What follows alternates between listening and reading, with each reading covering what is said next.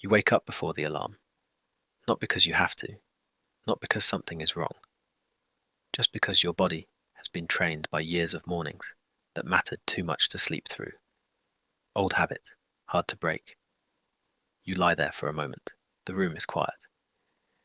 No meeting in 40 minutes, no train to catch, no version of the next hour that requires you to move faster than you want to. Your phone buzzes once on the nightstand. You pick it up. $47 deposited. Dividend payment. You put the phone back down. You didn't earn that while you were sleeping. You earned it years ago, in 100 small decisions that felt like nothing at the time. Decisions nobody saw, nobody clapped for, nobody understood until right now. This is what nothing looks like when it compounds. This is the morning you were building toward. It started with $10,000 and a co-worker who laughed at you. You are 26. $10,000. 2 years of saying no to things that cost money you didn't have yet. The new phone you didn't buy. The holiday you didn't take. The Friday nights you spent at home eating food you made yourself while everyone else was somewhere louder and more expensive. $10,000 sitting in an account doing nothing. Most people at this point buy something, a watch, a weekend away, a couch that costs more than it should because they deserve it, and they're right, they do deserve it. Everyone deserves something after 2 years of nothing. You open your brokerage app instead. You find a dividend ETF. Boring name, boring ticker. The kind of thing your friends have never heard of and would laugh at if they had. At a 4% yield, your $10,000 pays you $400 a year. $400. Your co-worker Daniel sees the screen at lunch. He looks at the number. He looks at you. $400, he says. That's one dinner. You close the laptop. He spends his Friday on something you won't remember in a year. You spend yours clicking a button that says reinvest. You watch the number of shares go up by an amount so small it shouldn't matter. It matters. Because Daniel traded his Friday for money the government took a third of before it hit his account. Your $400 came while you were living your life. You didn't trade anything for it. That's the difference, right there. That small, that quiet. Nobody claps for it. Nobody needs to. You are 29. $50,000. Most of it from your paycheck. The rest from dividends you never spent. It pays you $2,000 a year. $2,000. Your electricity for 12 months. Your internet. A long weekend somewhere warm, with money left over. You do the math on a Sunday morning at the kitchen table and realize something that stops you mid-coffee. Every time you turn on a light this year, your portfolio is paying for it. Every time you open the fridge, every time you charge your phone, your shares are covering the edges of your life quietly, without asking for anything back. That weekend there's a family dinner, big table. Your cousin arrives and orders wine that cost more than your dividend made that month. He leans back and announces, he just leased a new BMW, $800 a month. Everyone reacts the way people react to things that look like winning. You order water, you eat your steak, you smile at the right moments. On the drive home, your girlfriend asks if you're okay. You've been quiet. You tell her you were just thinking. You don't tell her about the $800 a month lease, or the $11,000 a year disappearing into something your cousin will trade in before it's paid off.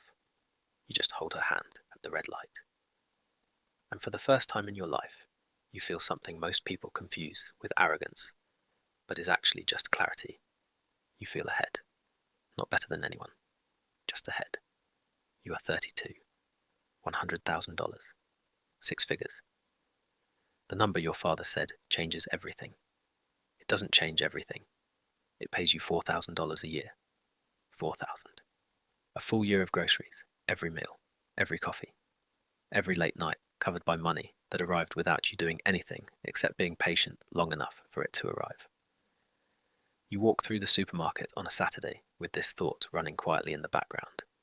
Someone else is paying for everything in this cart, not you. Your shares. You laugh to yourself in the produce aisle. A woman next to you doesn't notice. Then Daniel texts. He found something. A stock yielding 12%, pays monthly. He's done the math. 12% on your 100,000 is 12 grand a year. Triple your current dividend. He's excited in the way people get excited about things that look too good to be true, because they are. You open the chart. The yield is real. The chart is not. The stock has dropped 40% in 2 years. The dividend looks huge because the price collapsed. This is a yield trap. Every dollar of income is being paid out of a company that is bleeding. The dividend will be cut. The price will keep falling. You will lose more than you ever made in payments. You close the chart. You text Daniel. Tell him to be careful. He sends a laughing emoji. He puts $10,000 in that night. 6 months later, the dividend is cut in half. The stock drops another 30%. Daniel stops mentioning it. You keep your boring ETF. You keep getting your $4,000. The rule at 6 figures is simple. If the yield looks too good to be true, it is paying you with its own blood. The patient 4% will outlast every shiny 12% every time. You are 36. $250,000. It pays you $10,000 a year. 10,000. Your car payment, your insurance, every mile you drive for 12 months, covered by money you didn't earn this year.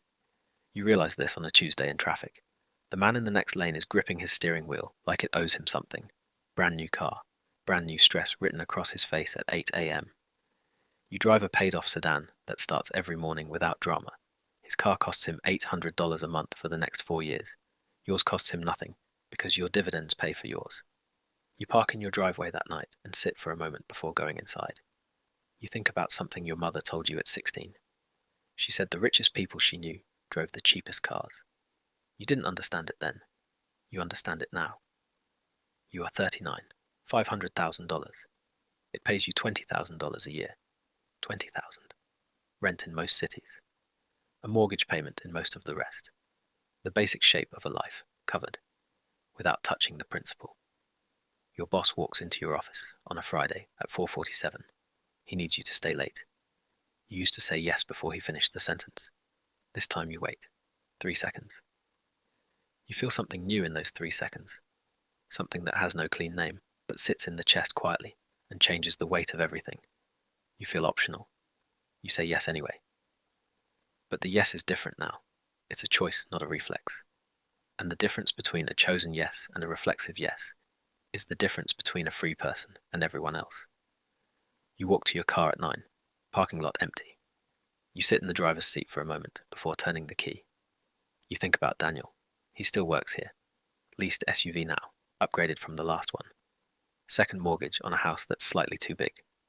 A look on his face on Sunday nights that you recognize because you used to wear it too. You drive home. You eat something simple. You go to bed. You don't check your account. You don't need to.